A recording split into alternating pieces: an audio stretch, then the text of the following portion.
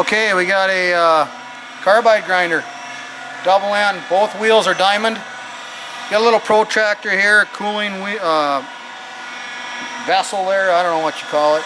Two trays, one on either side, it's all cast iron. Nice Baldor motor. What do they got there for RPM? It's a half horse, 3-phase, 220 or 440, or 208. So, trying to find the RPMs on there. Oh, there we go. About 3,000. 2850 on 220 and 3450 on 440.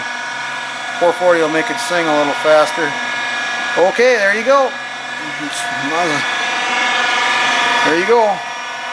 You could even plug in a work light back here. It does not have one with it, but okay.